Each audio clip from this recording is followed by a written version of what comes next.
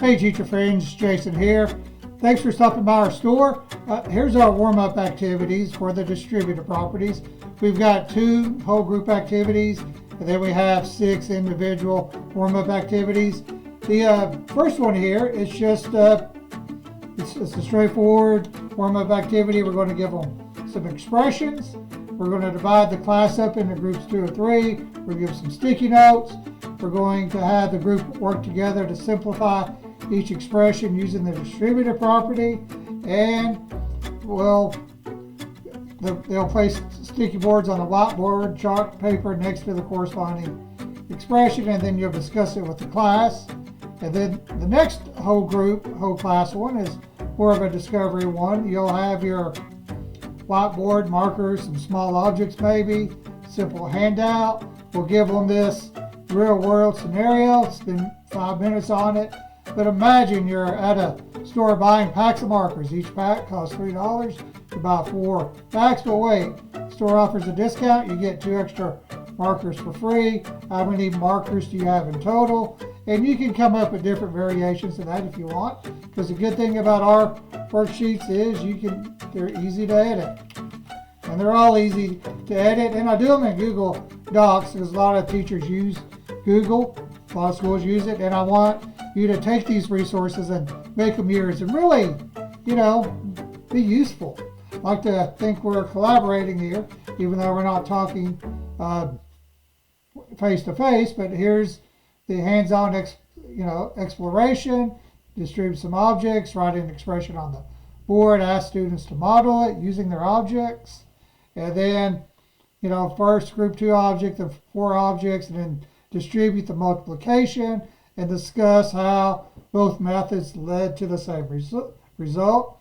Give us quick practice. There's a wrap up here, and then there's an idea for extension. So that's your 2 whole group ones. Next one's a little bit more traditional. These are designed to pass it out on paper, or copy and paste it and add it to your Google Classroom. Super easy.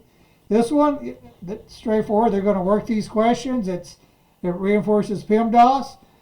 There's going to be a couple of questions here that are answers that are slightly different, and they're going to have to ask the question, which one doesn't belong and why? So the other one still reinforces PEMDAS. We throw an exponent here, so they got to square that too. And then a discussion question. If order matters, why do some of these problems have the same answer, even though they were written in different order? I'm sure you had that conversation before, but it never hurts to revisit these conversations, because the more kids talk about this stuff, the more they learn it. Here's another one. This one here, they're asked, can you rearrange, or is there a problem that could be written with just exponents? Yeah, that one could be 2 to the 3rd power. And then we've got this next one I like, because it's kind of a puzzle. We're going to give them the numbers 2, 3, and 4. They need to create as many expressions as they can to equal 12. And I like those because it just increases their number sense. It helps them later on when we start factoring quadratics. And then fill in the blank. We've got some question marks here, and they got to figure out a number to make this a true statement. How I like to do this one is have them start individually, and then find a partner, and then go from 1 to 2 to 4, and then to the whole class.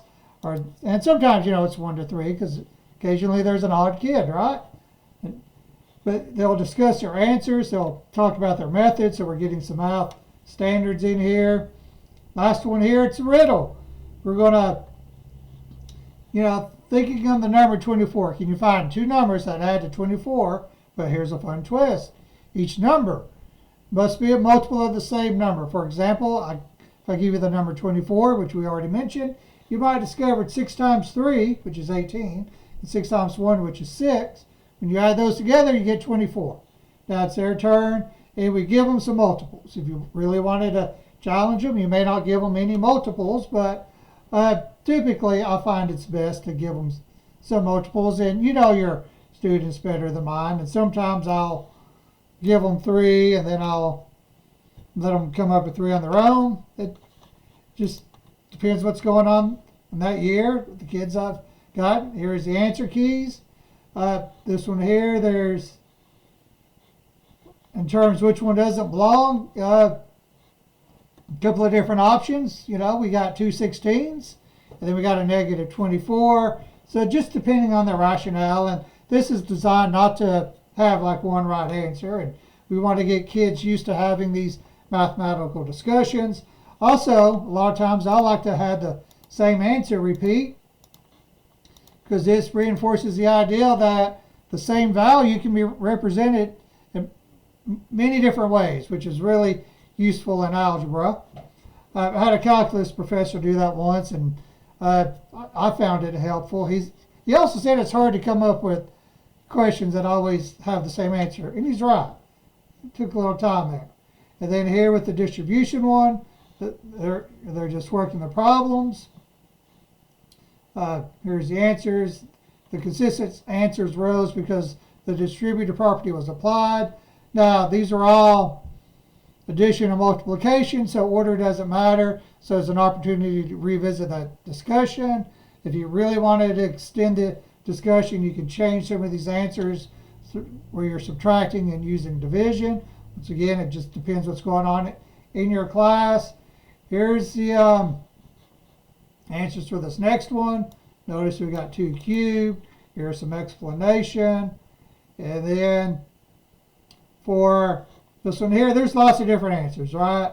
So here's 12.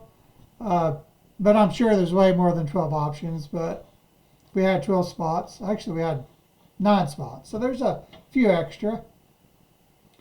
And then fill in the blank. And then they'll discuss their answers. And here's the riddle answers. Here's a few more options. You know, maybe you want them to come up with some additional ones. So that's our warm-up activities. We've got some whole group ones. We've got some individual ones. If you have any questions or comments, just send me a message.